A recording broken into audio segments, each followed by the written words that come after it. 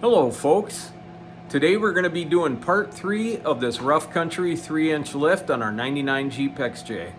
It has been a feat, but with the good Lord's help, we are getting her done. Let's get started.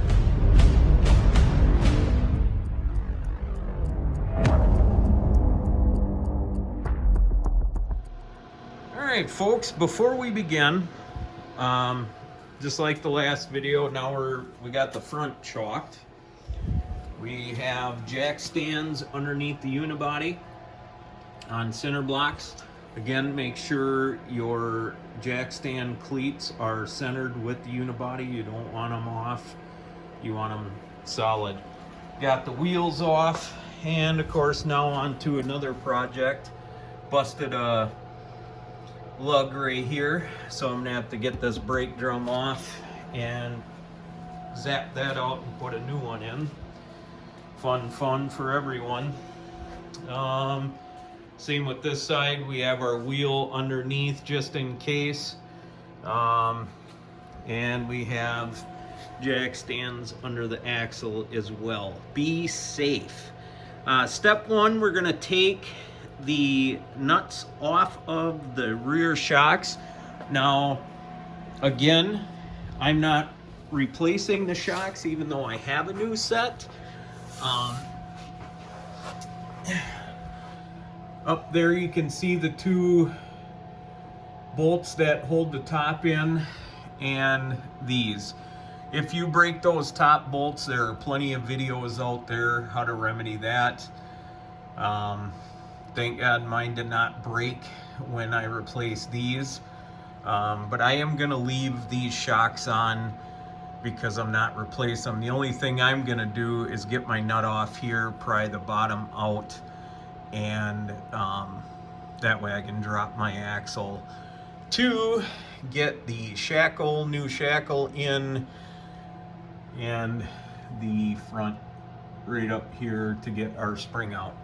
So first off, we're gonna zip these top U-bolt nuts off and do one side at a time, I believe. If something changes, I will let you know. WD-40 these, WD-40 those, depending on if you're going to replace your shackles or not. I am. This has a 2-inch lift on stock leaf springs. This has a 2-inch lift shackle, and I'm going to be getting rid of that, putting on stock shackles, but rough country leafs. So actually I'm doing the opposite of what this has right now. So let's get this off. Let's get those nuts off the U-bolts and keep her moving. All right folks, so we got our back shocks disconnected, just hanging there. I disconnected the brake line junction block that also has that hose on top right there is for your differential vent, because when we drop the axle, all that'll pull, and that brake line probably ain't long enough to take all of that abuse. If you go higher than a 3-inch lift, you're probably gonna have to change that brake line, just because you'd be really stretching it out. So we got the saddle off. You will have to remount your plate because that will sit over the center of your leaf spring. So you'll have to ream that out. It fits over the stock nubbin. Where are you? Right here. But the rough country one is a little bit more round. All right, so we got that done. And I loosened up I didn't completely remove it, but I loosened up the passenger side, so then when we drop the axle, it should drop it down far enough to get us where we need to be. I may have to completely undo that passenger side just to get this whole thing to drop, but we shall see. All right, folks, installing your spring shackle.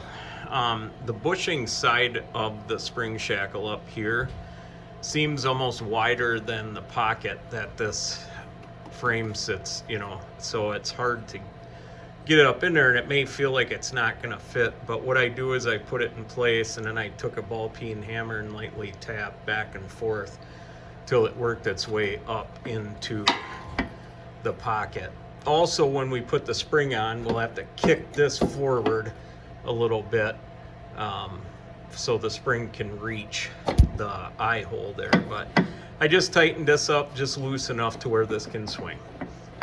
And this is the part number of the Crown spring shackles, 520000507. Got these, I believe, off of Amazon. This is the spring saddle, and this is the center hole I was talking about to be able to go over that nut in the center on your new springs. And these bits here are fantastic for that. It just stepped all the way down, and that was beautiful. So we have our spring in. The small end of the eye goes towards the rear, and the front goes, or the big one goes towards the front. What you do is you get, if you're replacing the shackle, put your shackle in. And shackle wise, the direction it goes in, if you're using a stock one, this part gets angled towards the rear of the Jeep, and this is the front, and this way it can swing whatever way. The upper shackle bolt was, I believe, at 18. I just have that tightened, I do not have it torqued. The bolt side of the spring eye is 21 and the nut is 22. And this guy here is a 21 as well. So I got my spring, I rested it on the saddle. I got my spring up in there, stuck the bolt in, and then I swung my shackle forward to get my bolt in over there. And then I jacked up on the drum to bring this up, to bring the saddle up until it met with the eye. So that is in. These are tight too. I'm not torquing them until I got it on the ground. All right, let's hit the other side. Now at this part of the video, folks, the only thing I am torquing is the U-bolt nuts. And I won't even do that until I have both sides installed. The rest of the torquing comes later. This also applies to the junction block that the brake line and the differential tube connects to the axle. That gets mounted to once both leaf springs are installed.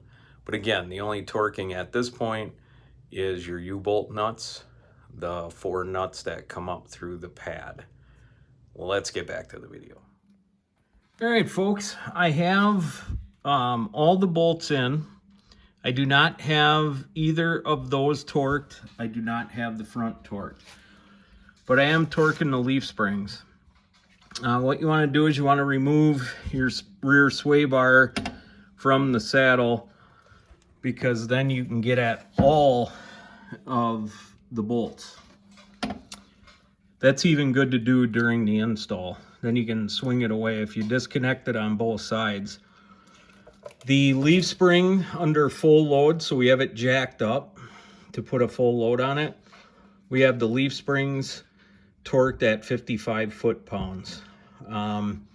Once we get the on, and I reconnected my brake line junction block and reconnected my rear diff vent hose to the block. But But again, 55 foot-pounds. I'm going to go ahead and do that, get the wheels on, set it on the ground under full load, and we will be back and we will torque these. All right, folks, we got the Jeep back on the wheels. We torqued the lug nuts to 100 foot-pounds.